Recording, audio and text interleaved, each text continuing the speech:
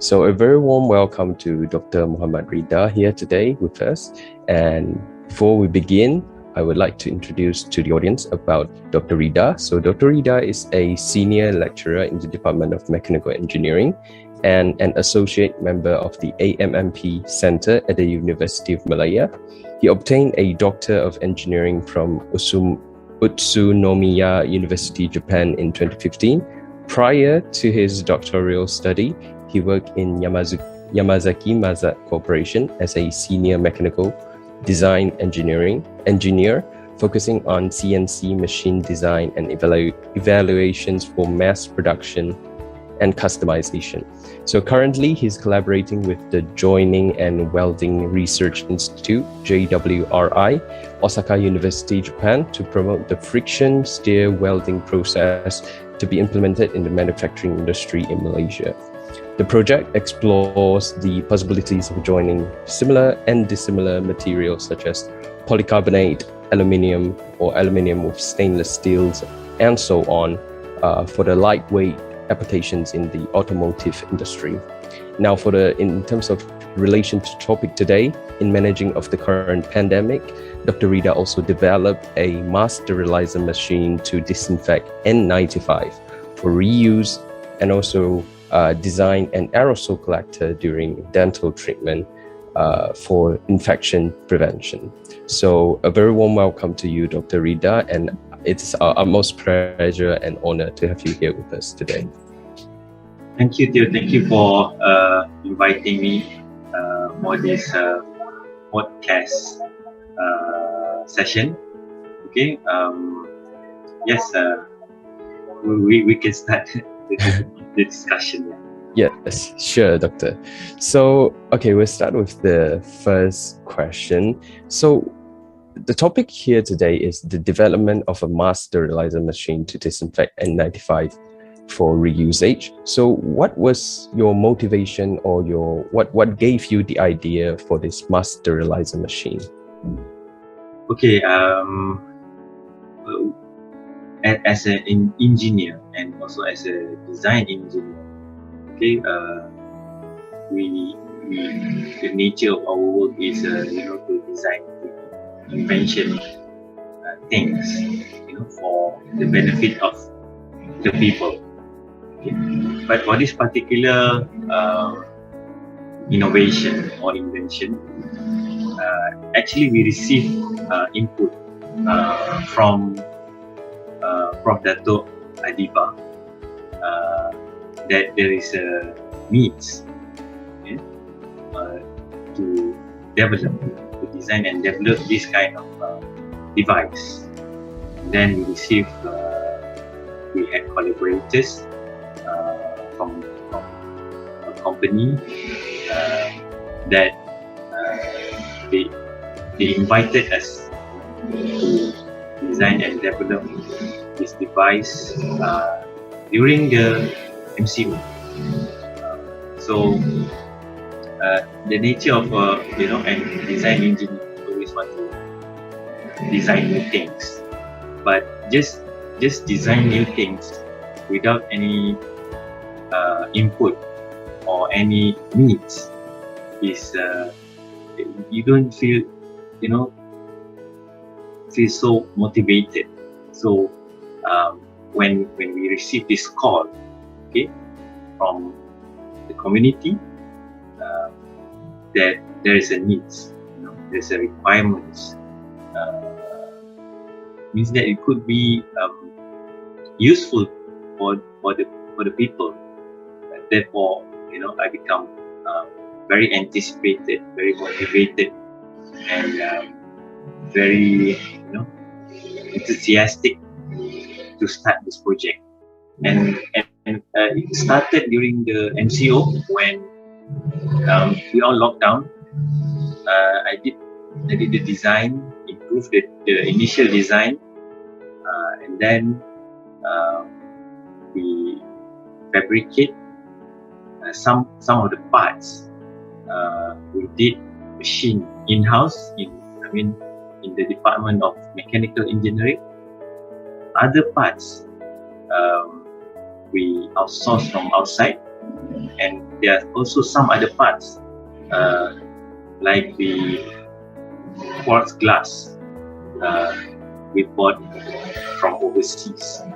So you see, it's an effort, and because we are the designers, so these are the process that need to be done, and because of this input from the community, from the doctors, from the people that made us, initiated this project. I see. So now, if talking about like input from the community, right? So if COVID-19 had never happened and this input had never been given to you, would this sterilizer will still be relevant and still be invented? What's your opinion on that?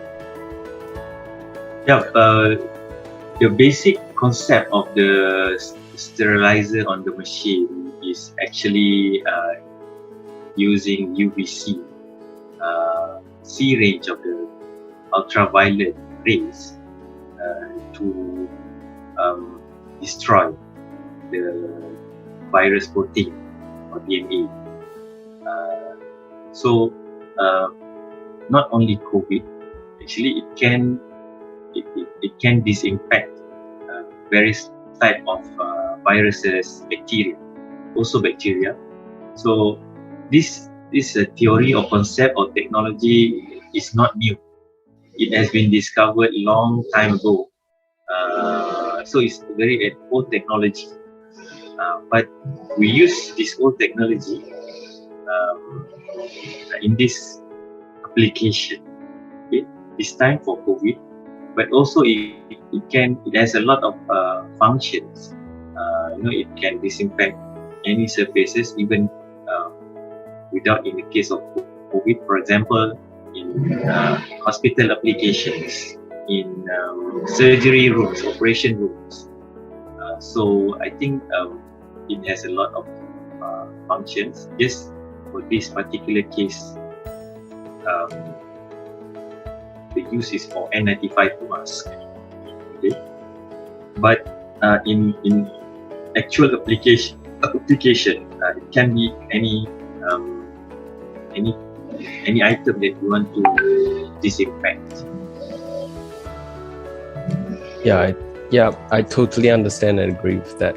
Yes, and now since you gave us a little bit of like hints and bits and pieces about like how you guys develop the machine itself, so would you mind delving into a little bit more details on like what are the steps and procedures involved in the development of this machine, such as like the planning phase, the designing phase, prototyping, this and things like that? Yep. Okay, it involves actually several stages. Okay, the very typical product development process actually starts from the people. What do people want? Okay, in this case, people want mask that is reusable.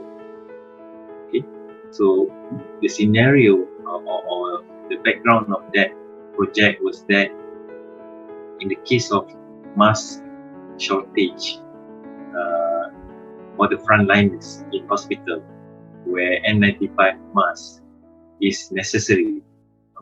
So in that case, some masks might be or could be reused.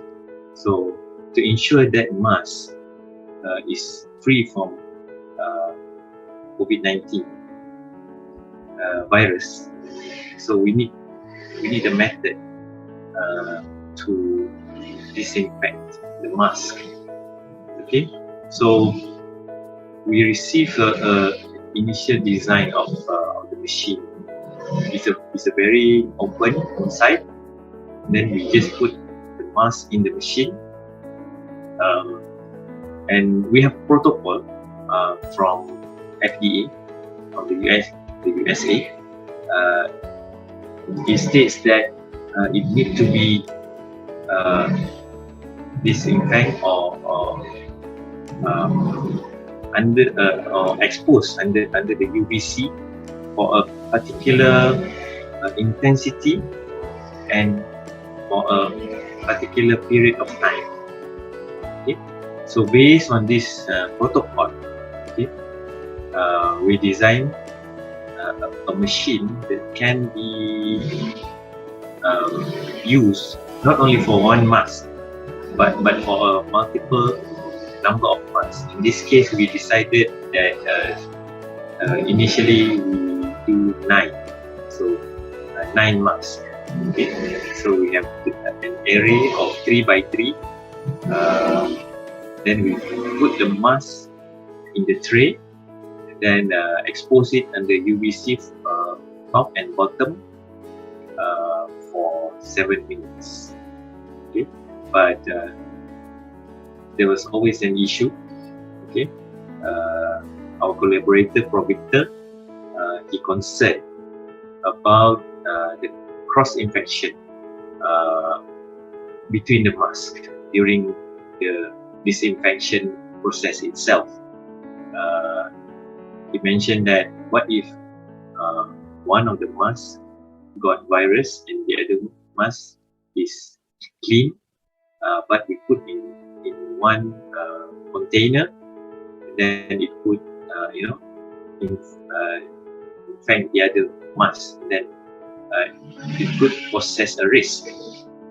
Okay, so that become the user requirements, design specification requirements that I need to solve. Okay, so we decided that inside that machine, we put individual container. Okay, individual container made of perhaps cheaper material, acrylic or any other plastic. But as I did my study during that time, I found out that normal plastic will block UVC. Okay, so as far as I know, there's only one material that fully let UVC rays pass, which is the quartz glass. So the quartz glass is a glass that you normally see on your watch, on your expensive watch. It anti-scratch. It's a very hard material, and having that, of course, it is very expensive. So this happened during the MCO. So I tried to find this glass where we can acquire it in a sustainable cost, a cheaper cost. Okay, so we managed to use the quartz glass. Initially, I wanted to use it for the box. So we have this individual box. When I consider the cost down, then we decided to put the quartz glass on the top and bottom of the box. So assuming that the wall of the box would not really blocking the UVC rays, because we have a lot of bulbs. I couldn't remember. We have a lot of bulbs, UVC bulbs from the top and bottom. I think it has sufficiently exposed the part of the mask from top and bottom. Even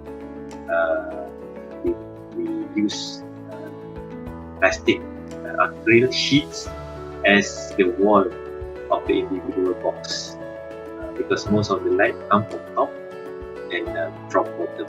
So we use the quartz glass material for the top and bottom of the of these individual boxes. So based on that, and then we did that. For the other mechanical parts, there's a lot. The covers, the slides, the bearings, and the wirings, the brackets. We managed to manufacture it in the faculty, and some we outsource from local manufacturers.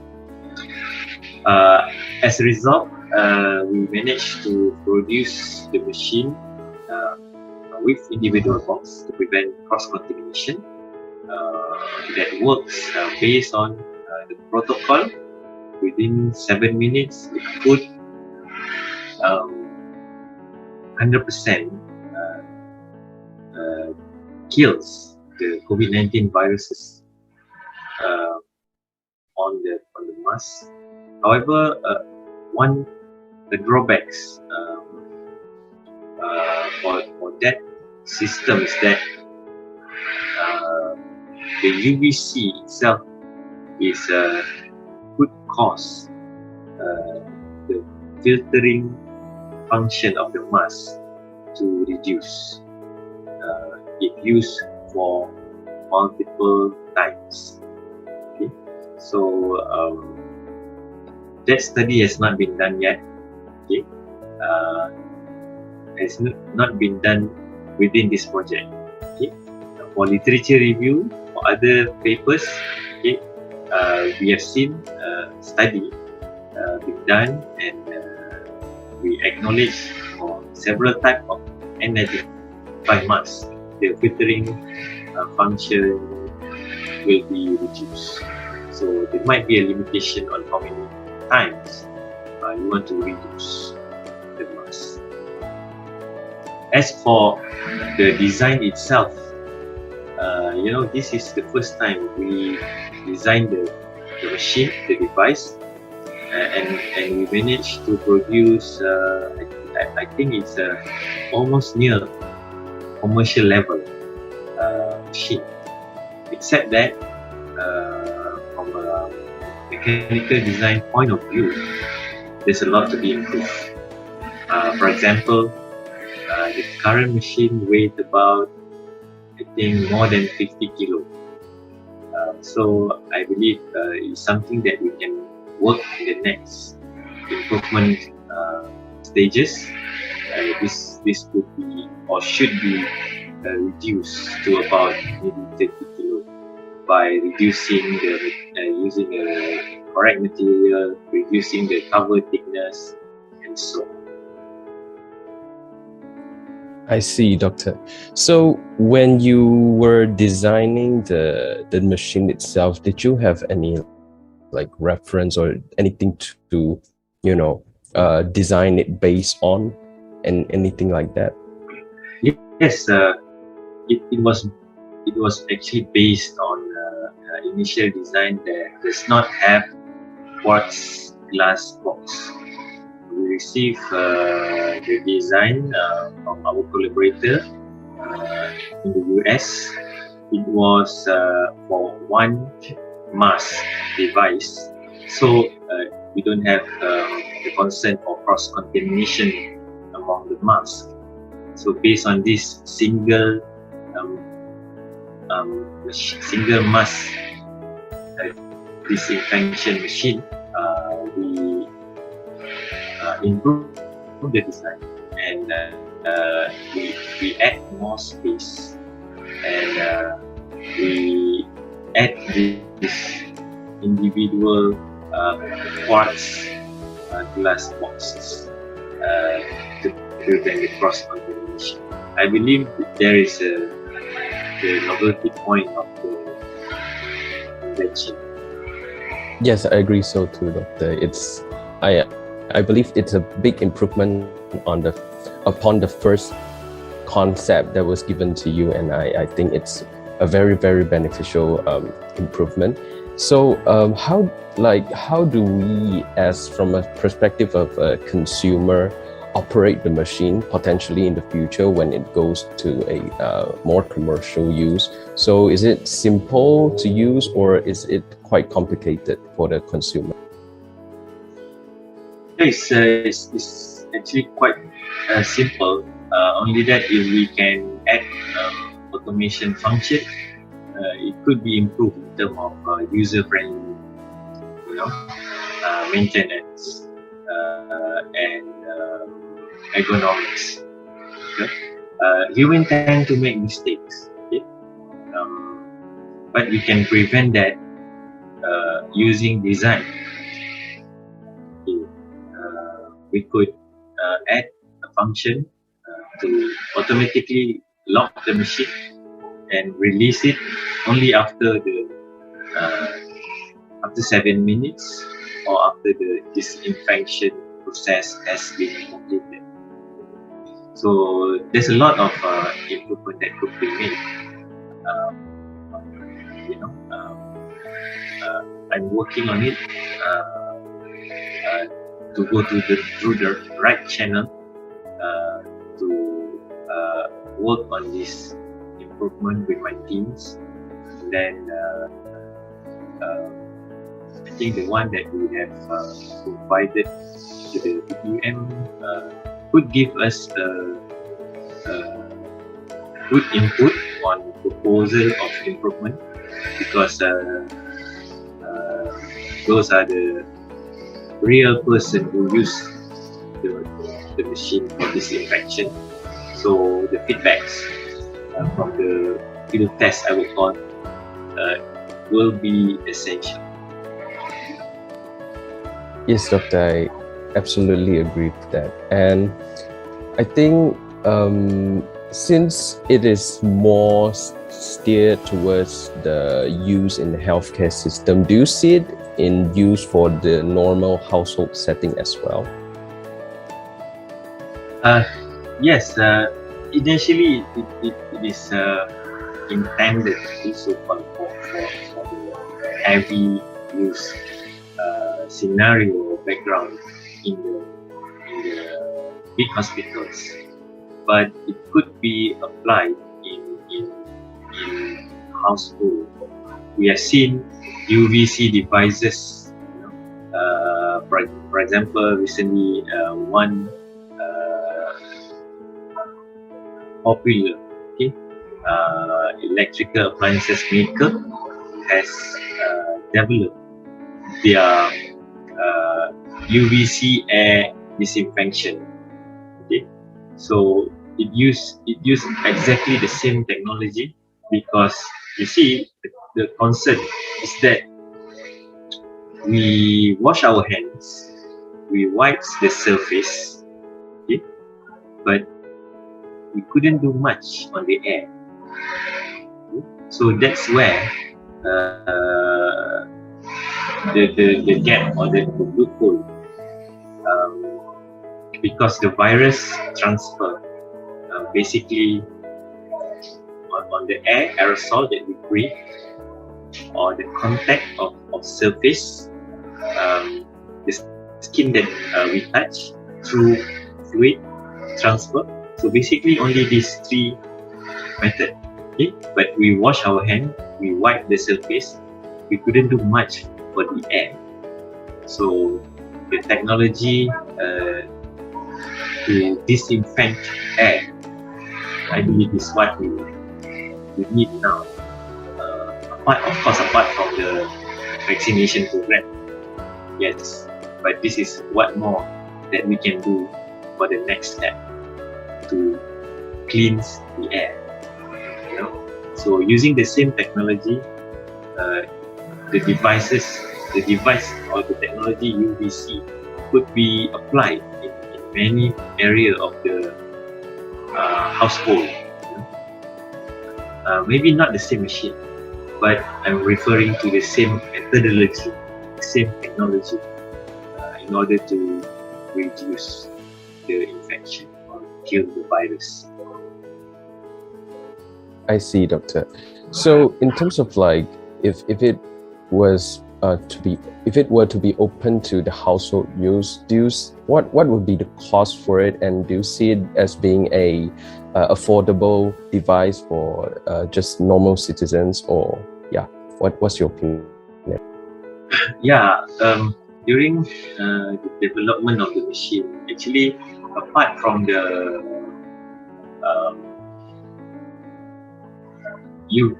quartz glass, quartz glass was intended to let the UVC pass, but a lot of cheap material blocks the UVC.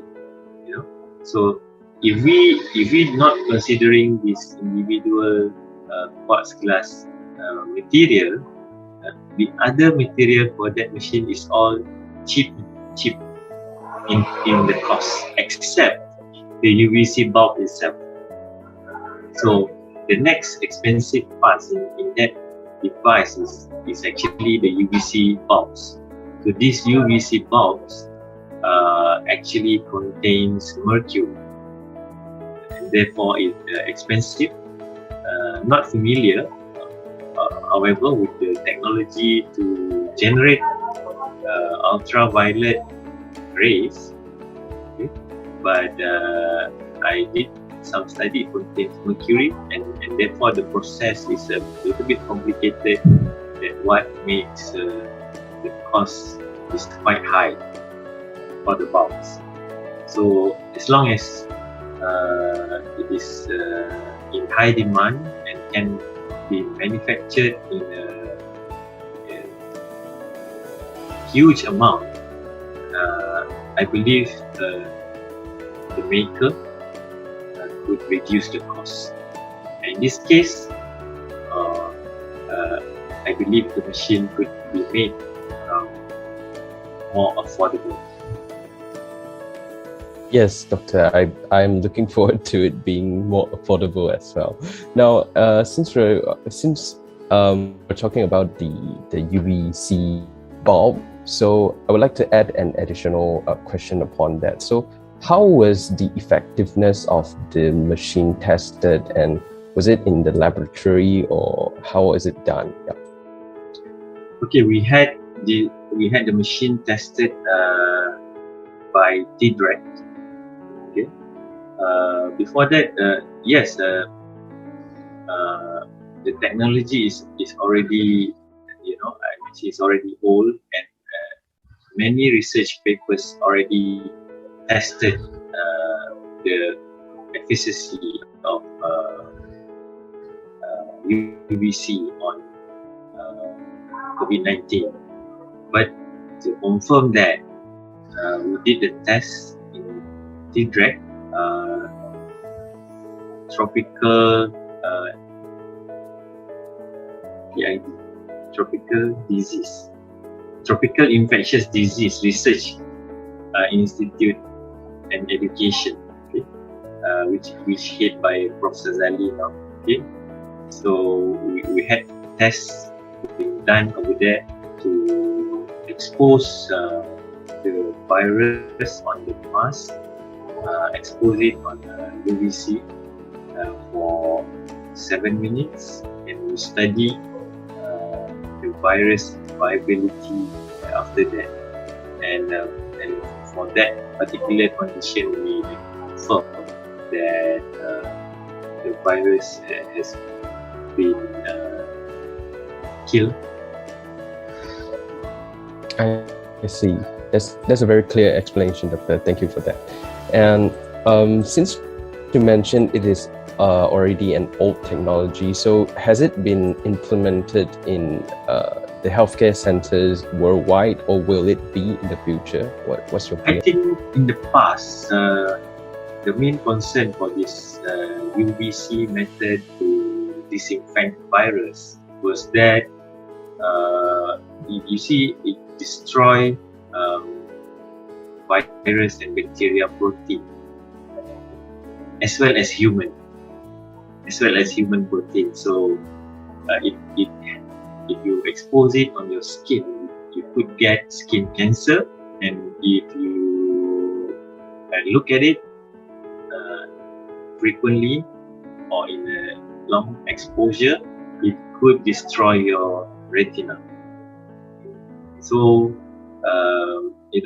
aspects in terms of safety, when you have it as an electrical device in household, particularly, or in a place that is not fixed, in a location with children, for example.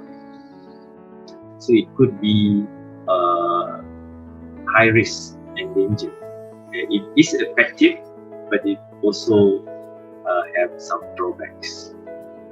So I think because of this concern, that this particular method, even if it is efficient, therefore it is not being so much popular as compared to washing hands or using alcohol to disinfect surfaces.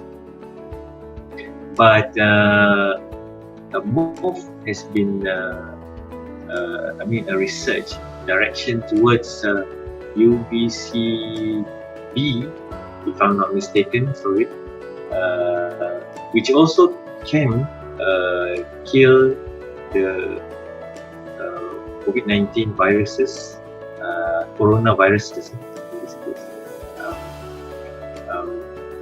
But it is safer for human. So I think it's within that range. It's safe for human, but it can kill the virus.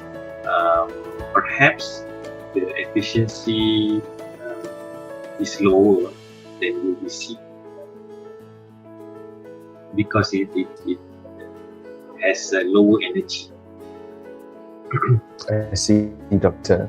So in terms of like talking about effectiveness, so so far since you mentioned you have given kind of a first or a prototype or the latest stage of the machine to UMMC, and what was the input from them? What was their response? Is it like a very, very useful device for them, or how was it? Yeah, what was their response?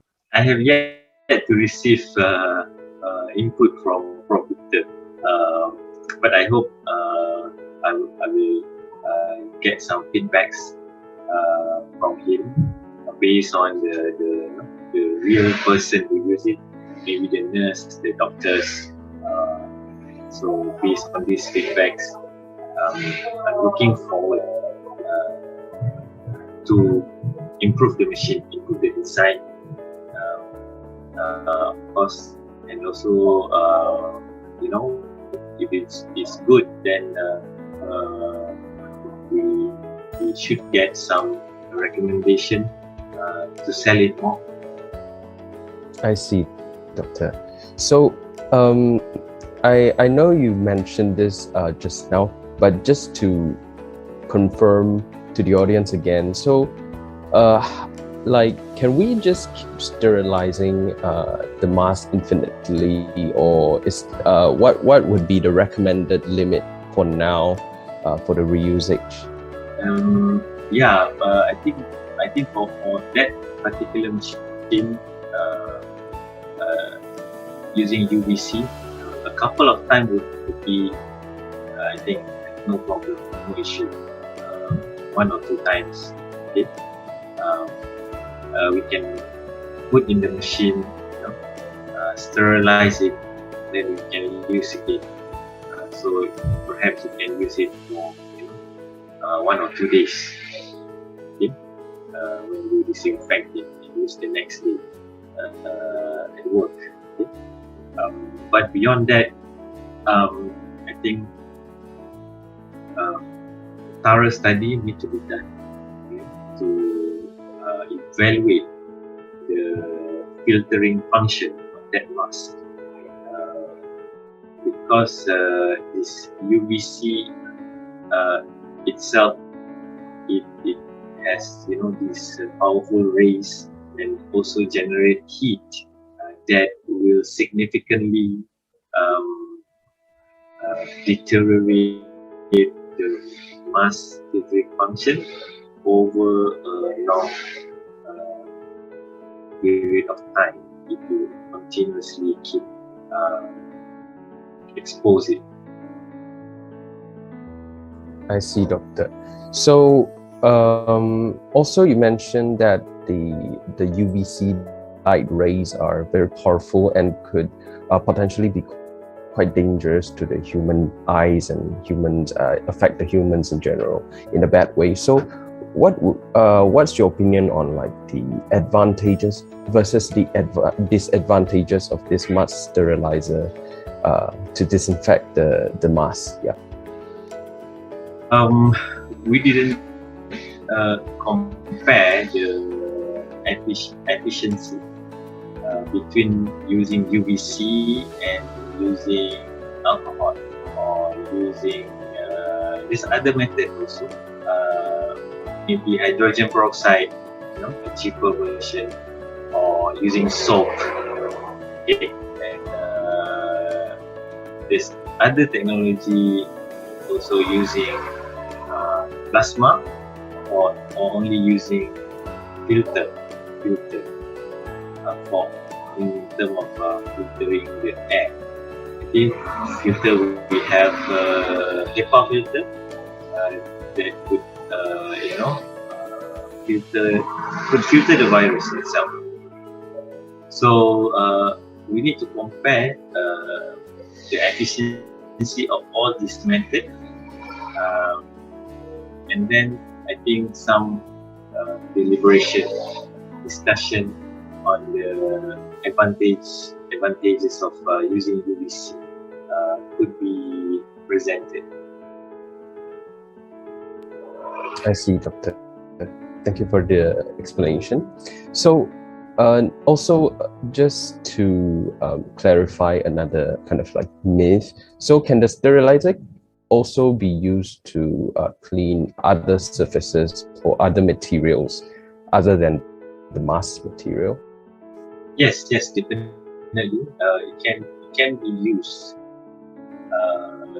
to sterilize almost any material, but the concern would be on the plastic material actually, because study has shown that the UVC accelerate the plastic life. I mean, it could become peel out,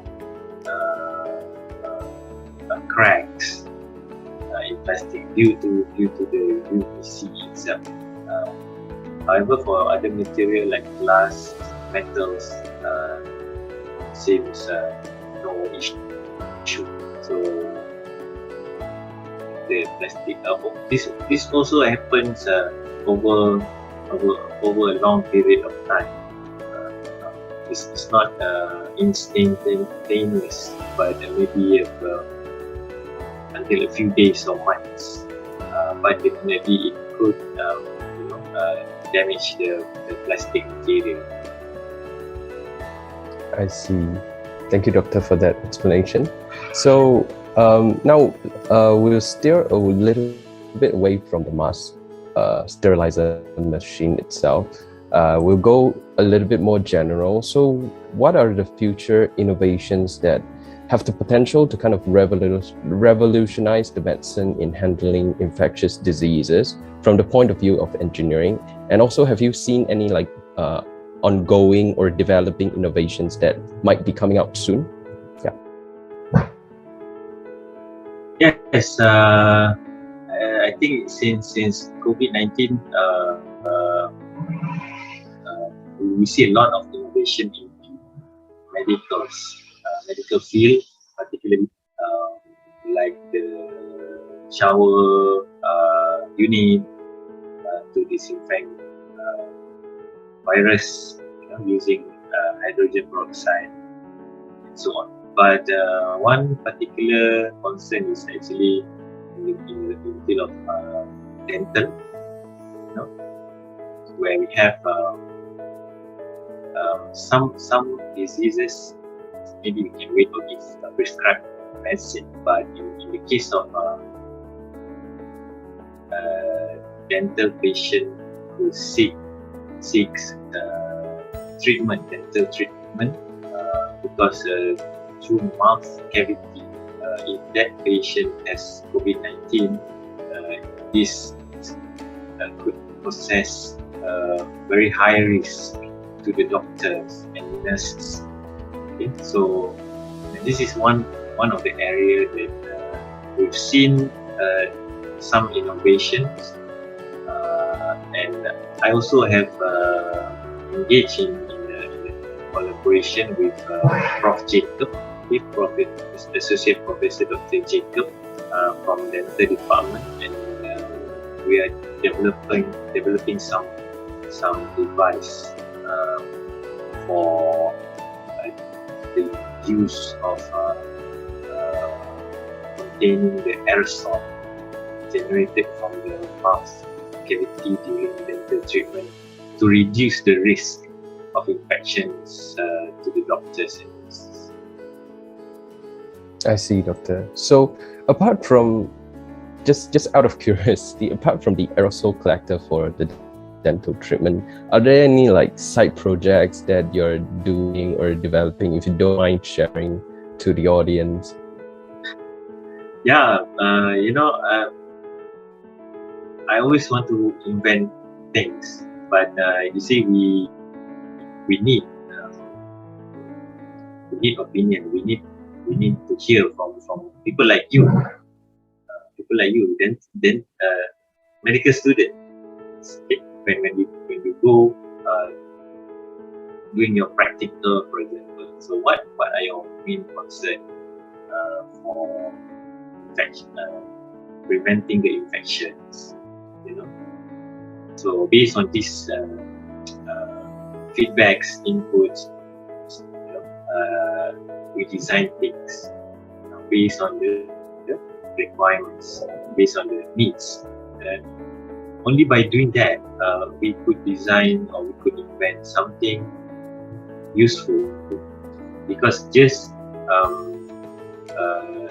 design something not based on actual user needs, so it could be useless. So based on your inputs, I want to design something. I agree with that, doctor.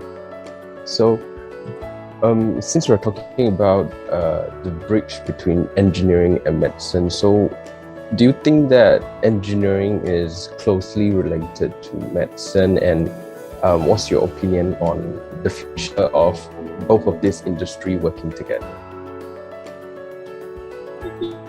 It's definitely closely related, but it's a matter of do you feel it's related or not? Yes, I do. Yeah. So you see, the CT scan, the MRI scan that you are using, to diagnose diseases, all those are based on scientific evidence, so based on principle, to see the human organs, there's something odd in the organs, right? I love to watch this hospital drama, so I knew some terms, but I think it could be, the next maybe the next generation of CT scans or MRI. I wish it could see clearly the boundary of these organs, perhaps also the artery, those blood vessels, without any additive, particularly for the angiogram, right? You need to put some additive in the blood, right? Yes. To be able to see those in the blood vessel, the pumping of the to the heart, right? But That's correct. I believe in the next technology, where we can do that, because you see, like CT scan or MRI, you could see the section. Mostly you're looking at the section, right? CT scan, the section cut of, Yes. of the human body, right? Why could it I think the next generation would be showing that in 3D. I've never seen MRI or CT scan showing the result in 3D, because the original file is in the section cut. The next step that we can do is we can generate 3D model out of that section cut file. So I believe it could be more interesting. Yeah, 2D, you see, sometimes you miss out something in imagining the shape of that particular irregularities, right?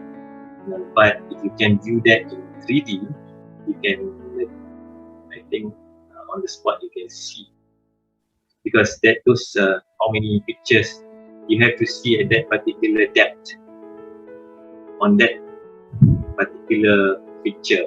But if you can make a 3D, you can just see all that picture in one model.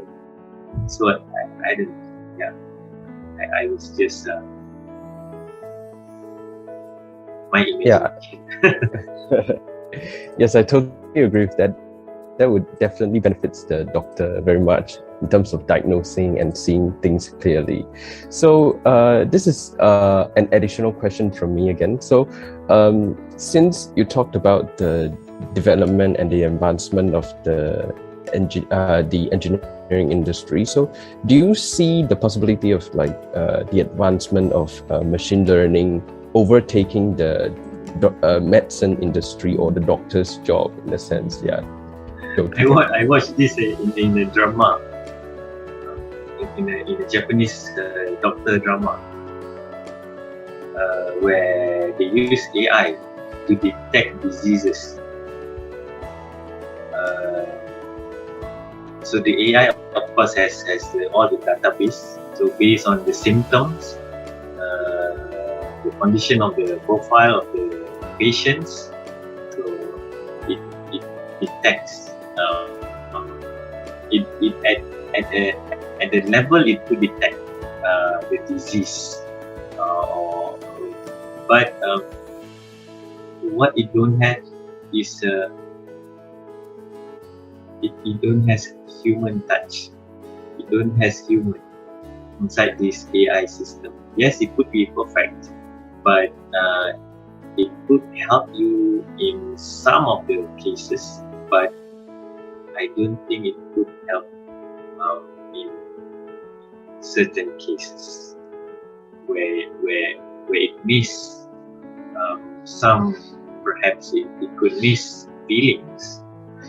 Yeah, we know that now AI also can detect feelings, but it could not detect hidden feelings. This is I think the limitation. But I also agree, definitely at the now maybe still low level, then it surely can improve and getting better at diagnosing. But there always a limit where you need human to do it. Yes, I agree so too, doctor. So it's like machine could never really replace the human interactions. Yeah, right. The drama, did you know the drama?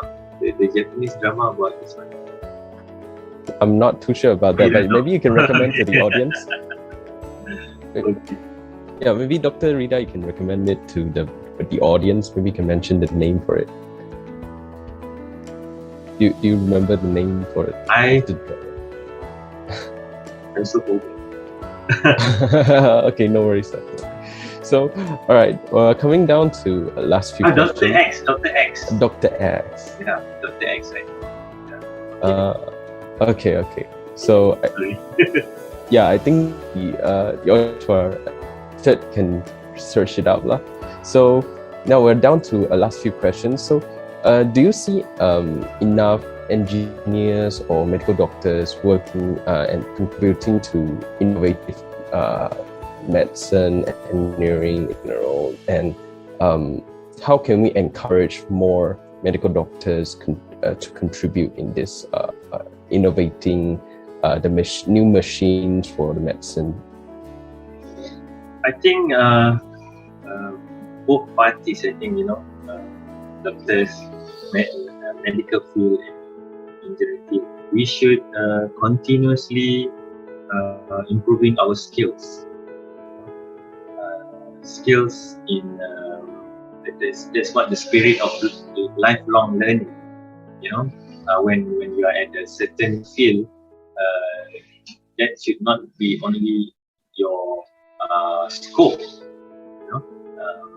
Because if you want to solve big problems and help more people, you definitely have to venture into the other field. Engineering, you're only looking at machine production line. You're not going to improve and expand your research and your capability, but also to look in not only medical but any other field also. And that seems for the doctors, perhaps relevant life skills, maybe something related to IT, technology. So how we can use this to improve the efficiency in hospital procedures. I've seen there's a lot of improvement. For example, when you have your X-ray at the level 4 there, then that data directly goes to the orthopedic doctor at the first level. So these are examples of use of technology that could increase the speed.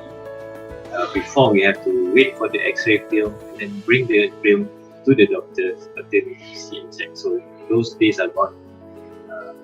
You see, so we need to always keep learning something in our life and improving something, rather than feel enough, just enough with what we have now. Yes, Doctor, I agree with every words that you said just now. Since you're talking about like lifelong learning, so what would your aspirations and goals be for now in terms of personal or in terms of engineering industry? Anything related to that? Definitely, I want to excel in my field. Then from that, I want to explore how we can collaborate with others and solve the community problem, the world problem, what the people want. So that is my personal aim. I see, Doctor. So to the audience who will be watching, I would say for this podcast in particular would be engineering students and medical students. So what would your advice would be for them in moving forward?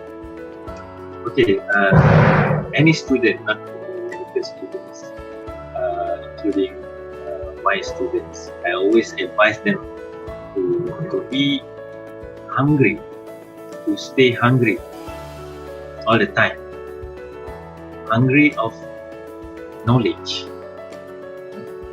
always want to learn new things. So this attitude is very important, and don't be scared of things you don't know. normally people scared, even me. I also scared sometimes of things I don't know. But be brave to try to explore things you don't know, and keep learning new things every day. So I think you must have that kind of attitude in order to stay sellable in the market, to stay relevant. You have to just learn everything. Thank you for the wonderful advice, Doctor. And I think that would comes to an end for our podcast today. Once again, we thank you for your presence here, Dr. Ridha, and thank you for your time and effort putting into this podcast recording session. And we hope to see you soon in future projects. Thank you. Thank you, Theo. Thank you all. Bye.